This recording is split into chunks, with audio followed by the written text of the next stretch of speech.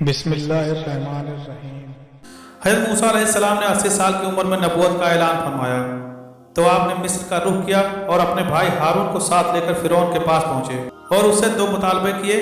پہلا کہ اپنے آپ کو خدا کہلوانا چھوڑ دے اور اس ایک خدا کی بارگاہ میں جھک جاؤ جو تمام جہانوں کا مالک ہے۔ دوسرا، بنی اسرائیل پر جو ظلم و ستم روا رکھا ہے اسے چھوڑ دے۔ قاہر و متعلق انسان فرعون، جس کو صرف اپنی حکومت بادشاہت ہی کا غرور نہیں اپنی خدائی اور ربوبیت کا بھی دعویٰ تھا، وہ اس ضرب کلیمی کو برداشت نہ کر سکا اور حضرت موسیٰ علیہ السلام اور بنی اسرائیل پر ظلم و ستم کے پہاڑ توڑنے شروع کر دیے۔ حضرت موسیٰ علیہ السلام صبر و استقلال کے ساتھ دین حق کی تبلیغ کرتے رہے۔ اسی دوران یہ حکم نازل ہوا کہ بنی اسرائیل مصریوں سے علیحدہ اپنی بستی آباد کریں اور مصر سے نکل جانے کا حکم ہوا۔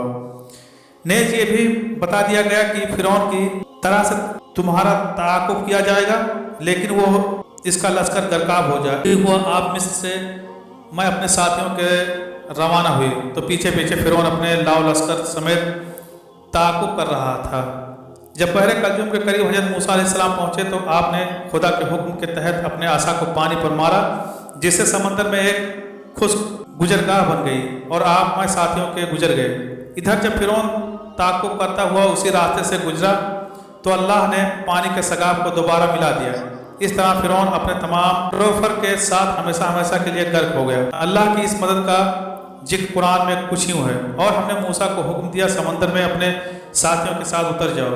اسے 2 حصوں میں بانٹ دیا، ہر حصے جیسی اونچی، اور ہم باقیوں کو اس تک لے آئے۔ سمندر نے فرعون کی لاش کو قبول نہ کرتے ہوئے باہر پھینک دیا۔ کافی مدت فرعون کی لاش سمندر کے کنارے پڑی رہی۔ مصری لوگ سمندر کے کنارے گردش کر رہے تھے کہ ان لوگوں کو فرعون کی لاش نظر آئی۔ انہوں نے اس لاش کو اٹھا کر موجودہ فرعون کے پاس لے گئے۔ فرعون کی قوم بڑی عقل مند تھی، انہوں نے لاش کو مسالہ لگا کر بڑے ادب و احترام کے ساتھ تابوت میں رکھ کر محفوظ کر دیا۔ وہ قوم لاشوں کو مسالہ لگانے پر بڑی مشہور مانی جاتی تھی۔ اس قوم نے فرعون کی لاش کو محفوظ کرتے ہوئے یہ غلطی کر دی تھی کہ ان کے ذہن میں یہ بات نہ آئی تھی کہ فرعون کی لاش کو تو پہلے ہی سمندر نمکینیات لگے ہوئے ہیں۔ انہوں نے فرعون کی لاش میں نمکینیات والے مسالے لگا کر تابوت میں رکھ دیا۔ وقت کے ساتھ ساتھ وہ لاشیں جن کو مصریوں نے مسالہ جات لگا کر محفوظ کیا ہوا تھا وہ سب کی سب زمین میں چھپتی گئی۔ اس طرح فرعون کی ممی کو بھی دنیا بھول گئی۔ فرعون کے واقعے کے تقریباً 2000 سال گزرنے کے بعد اللہ تعالیٰ نے اپنے آخری پیغمبر حضرت محمد صلی اللہ علیہ وسلم کو زمین پر بھیجا اور حضرت محمد صلی اللہ علیہ وسلم پر قرآن پاک نازل فرمایا۔ قرآن پاک میں اللہ تعالیٰ نے بڑی تفصیل کے ساتھ ان واقعات کو بیان کیا ہے۔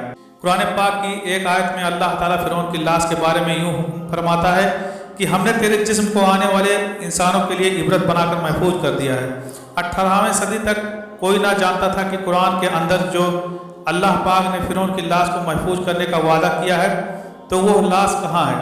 1871 میں مصر کے ایک شہر الگورنیا کے ایک غریب اور چھوٹے سے چور عبد الرسول کو فرعون کی لاش تک پہنچنے کا راستہ مل گیا۔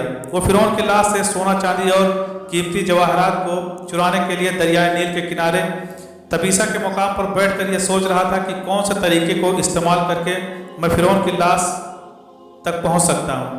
وہ دریائے نیل کے کنارے پر سرنگ کھودتا رہا۔ وہاں کے رہنے والے لوگوں نے اس کو پولیس کے حوالے کر دیا۔ جب اس کو پولیس پکڑ کر لے گئی تو ان لوگوں نے اس سرنگ کو کھودا تو 1851 میں تباہ ہونے والے فرعون کی لاش مل گئی۔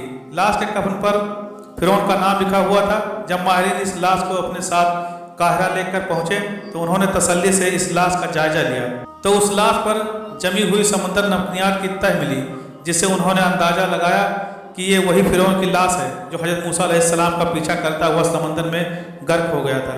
جب فرعون کی لاش کا جائزہ لیا گیا تو پوری دنیا کے آثار قدیمہ کے ماہر اور سائنسدان ان تصدیق کرنے کے لیے مصر میں آ گئے۔ دنیا کے ماہر سائنسدانوں نے سائنسی تجربات کے ذریعے معلومات کیا کہ سب لاشوں میں سے ایک لاش پر سمندر کی نمکینیات موجود ہیں، جس کی وجہ سے یہ لاش گلنے سڑنے سے محفوظ رہی ہے۔ جب سائنسدانوں نے تصدیق کر دی کہ یہی وہ فرعون کی لاش ہے تو اس لاش کو میوزیم کے اندر لوگوں کے لیے عبرت کا نشان بنا کر محفوظ کر لیا تھا۔ 1982 میں اس لاش پر لگے نمکینیات خراب ہونا شروع ہونے لگے تو مصری حکومت نے فرانس کے سائنسدانوں کو کہا کہ اسے خراب ہونے سے بچا لیا جائے اور اس فرعون کی موت کی وجہ بھی معلوم کی جائے۔ انہوں نے کہا کہ اس لاش کو فرانس بھیجا جائے۔ جب اس فرعون کی لاش کو فرانس پہنچایا گیا تو اس وقت کے بڑے بڑے عہدیدار ایئرپورٹ پر اس لاش کے استقبال کے لیے آئے۔ فرعون کی لاش کو اس قدر عزت و احترام دیا گیا تھا کہ جس طرح موجودہ صدر کو عزت و احترام دیا جاتا ہے۔ وہاں ڈاکٹر مورس بوکائے اور اس کی ٹیم کو بلایا اور لاش کو ان کے حوالے کر دیا گیا۔ یہ ڈاکٹر سرجن تھا۔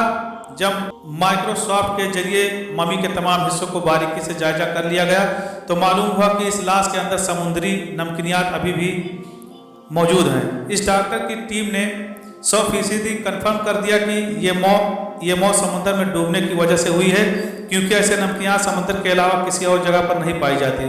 یہ قدرتی نمکینات ہیں۔ سمندر میں ڈوبنے کے بعد کیا پتہ یہ لاش کتنے عرصے تک سمندر میں ہی پڑی رہی۔ اس لاش کے اندر سمندری نمکینات کس قدر سما گئے ہوں گے جس کے اثرات آج تک ختم نہیں ہو رہے ہیں۔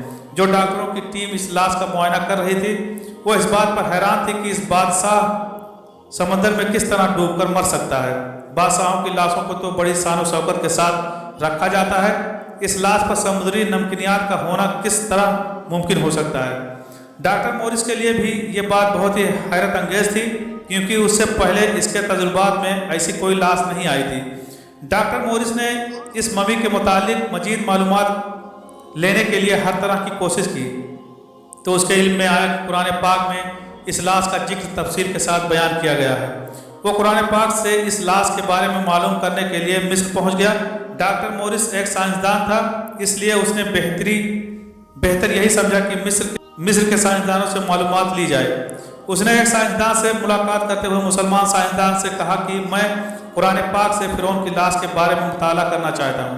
مسلمان سائنسدان نے قرآن پاک کی سورہ یونس کی آیت نمبر 92 کا ترجمہ پڑھ کر ڈاکٹر مورس کو سنایا، جس میں فرعون کی خدائی کا دعویٰ، اس کا حضرت موسیٰ علیہ السلام کے پیچھا کرنے کی وجہ اور سمندر میں ڈوب کر مرنے پر پھر سمندر کا لاش کو باہر پھینکنے اور لاش کو محفوظ کرنے کا وعدہ اللہ تعالیٰ نے قرآن پاک میں واضح طور پر بیان کیا ہے۔ اس قرآنی سورہ کا اشارہ بالکل واضح تھا کہ اللہ تعالیٰ نے وعدہ کیا تھا کہ میں فرعون کی لاش کو رہتی دنیا تک عبرت کا نشان بنا دوں گا۔ جب ڈاکٹر مورس نے ان قرآنی آیات کا ترجمہ تفصیل کے ساتھ مطالعہ کیا تو کہنے لگا کہ قرآن پاک ایک سچی کتاب ہے، اس کا ایک ایک لفظ میں سچائی نظر آتی ہے۔ خدا ایک ہے، حضرت محمد صلی اللہ علیہ وسلم اللہ کے نبی ہیں۔ اس کے بعد ڈاکٹر مورس نے کلمہ پڑھا اور مسلمان ہو گئے۔ قدیم مصر کے لوگ اس فرعون کو بڑا طاقتور سمجھتے تھے، لیکن جدید ٹیکنالوجی سائنسدانوں اور میڈیکل کے سائنسدانوں نے ٹیکنالوجی سے ریسرچ کرتے ہوئے اعلیٰ کمپیوٹر کی مدد سے تقریباً 2000 جسمانی نقوش کی مدد سے اس کے جسم کی تحقیق کی تو معلوم ہوا کہ یہ فرعون نرم و نازک جسمانت کا مالک تھا۔ فرعون کا ایک پاؤں ٹیڑھا ہونے کی وجہ سے وہ چھڑی کا سہارا لے کر چلتا تھا۔ فرعون کی DNA اور کچھ مزید ٹیسٹ کرنے پر پتہ چلا کہ فرعون والدین آپس میں بہن بھائی تھے۔ ماہرین اور سائنسدانوں کا کہنا ہے کہ فرعون کی جسمانی خامیوں اور کمزوریوں کی وجہ بھی یہی ثابت کرتی ہے کہ فرعون کے والدین آپس میں بہن بھائی تھے۔ ڈاکٹر مورس کا کہنا ہے کہ بہن بھائی کی ہم بستری سے پیدا ہونے والے بچے کا حکمران بننا یہ ثابت کرتا ہے کہ فرعونوں کے خاندان میں حکومت کے لیے وہ لوگ کچھ بھی کر گزرتے تھے، اس لیے ان کا ایک نبی کی نافرمانی کرنا کوئی بڑی بات نہیں۔ فرعون کی لاش کو اللہ تعالیٰ نے عبرت کے لیے رہتی دنیا تک محفوظ کر دیا۔ یہی وجہ ہے کہ آج سوشل میڈیا پر اربوں لوگوں کی نظر میں فرعون عبرت کی علامت بنا ہوا ہے۔ جو انسانی خدائی دعویٰ کرتا ہے تو اللہ تعالیٰ اس کو ایسے ہی عبرت کا نشان بنا دیتا ہے۔ اللہ ایک ہے، ہم کو صرف اس کی عبادت کرنی چاہیے، وہی دونوں جہان کا مالک ہے۔ زندگی اور موت صرف اسی کے ہاتھ میں ہے، وہ جس کو چاہے زندگی بخش دے اور جس کو چاہے موت کا مزہ چکھا دے۔ اے اللہ پاک، ہم تیرے عاجز بندے ہیں، ہمارا تیرے سوا کوئی پرسان حال نہیں۔ اے اللہ پاک، ہم پر اپنا خاص رحم کرم فرما دے، ہمارے دلوں میں نبی اکرم صلی اللہ علیہ وسلم کی محبت بھر دے اور ہم کو نبی کریم صلی اللہ علیہ وسلم کا سچا عاشق بنا دے۔ آمین یا رب العالمین۔